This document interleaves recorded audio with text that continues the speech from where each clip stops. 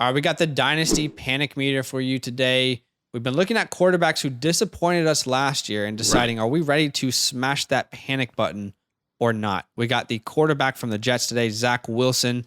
In 2021, he was a quarterback 30, completed just 55% of his passes, 9 touchdowns, 11 interceptions, did put up 4 touchdowns on the ground. Right. And he did miss 4 games as well with an injury. There was that whole Mike White era. Classic. So let's talk about it. The panic meter. From 1, meaning I'm not worried at all, to 10, meaning I'm completely panicking, I'm out. Where do you currently sit, Badake? Yeah, I'm currently at a 3. I'm not necessarily panicking on him. I'm questioning it, but I'm okay right now. You know, going into last season, we hoped that the Jets was going to flip a new coin, new page. We thought that, you know, something different was going to change with the New York Jets, and that just wasn't the case. And let's look at what Zach Wilson did in his first year. You know, week 1 to 5, he only averaged 9.6 points per game, fantasy points per game, and that just wasn't cutting it.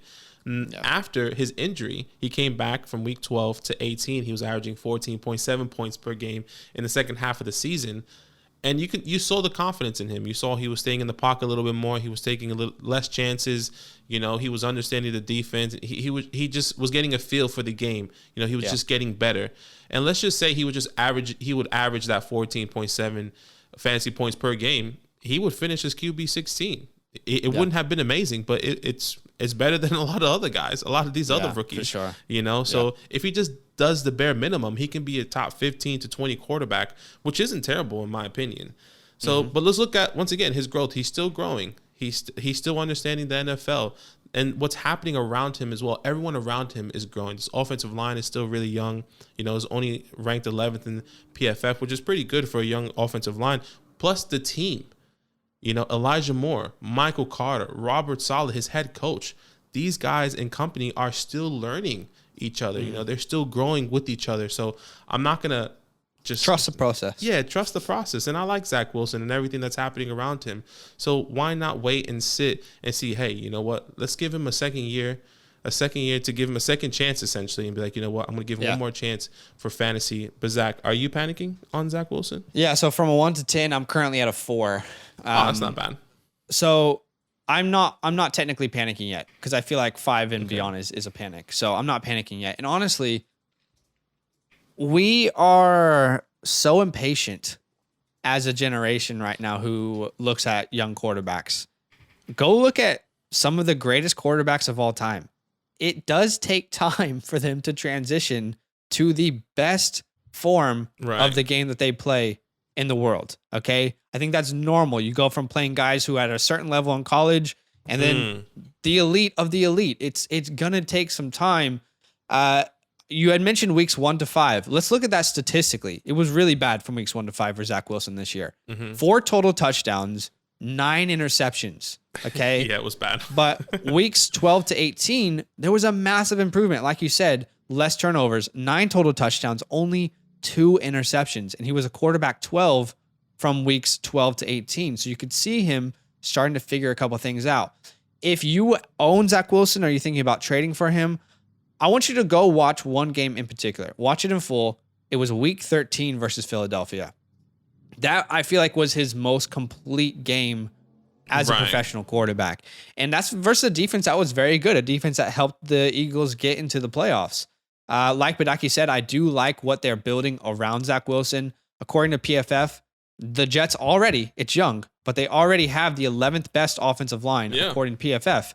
You have to keep in mind, Mekhi Becton was dealing with that injury all year. Will he come back? I think he'll be back.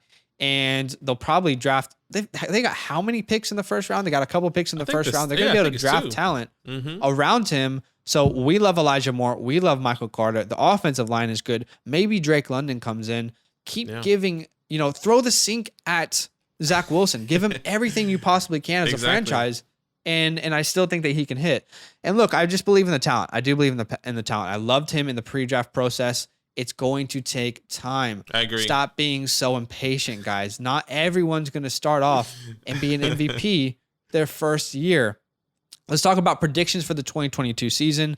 For me, I think that 55% completed passes, I think that goes up. It's not going to go up crazy in my opinion, but I think just over 60% passes completed, 3,500 yards, 20 pass touchdowns, 14 interceptions. Okay. Now, yeah, the interceptions go up from last year for me. That's because I have him averaging every game. Like, I don't have him missing any games in this sort of prediction. And I think he can do the same thing on the ground. I think he can put up 4 touchdowns. So top 15 is potentially on the cards, but I think top 20 is a more likely scenario in Dynasty. So I think selling him would be the wrong move right now. But where do you predict him for 2022? Yeah, look, it was really close, similar to your 64% passing completion, just under 4,000 passing yards, 15 touchdowns, 12 interceptions.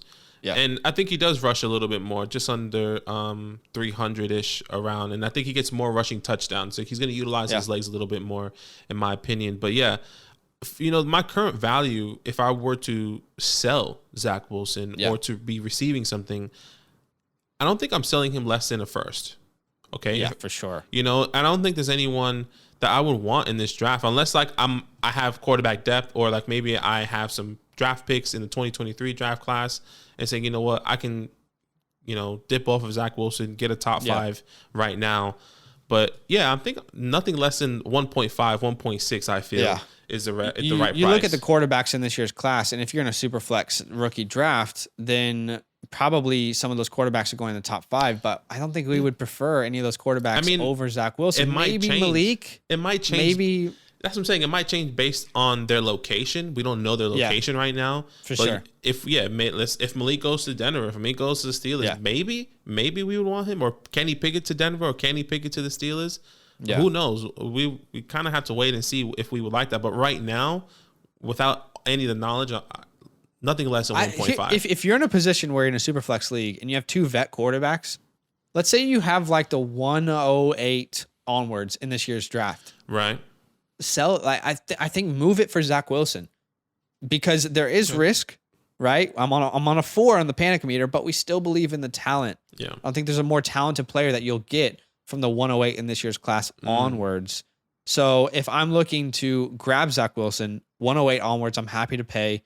Let us know in the comments below. Are you panicking on Zach Wilson, or are you kind of with us? We still believe in the talent. Yo, what's good? Thanks for watching. We got a lot more videos. A lot more. If you want more videos. Watch it. You can also subscribe. Right now. If you want to. You need to. And lastly, don't forget that you can sign up to support the show and get exclusive content by going to patreon.com/fantasylandfam.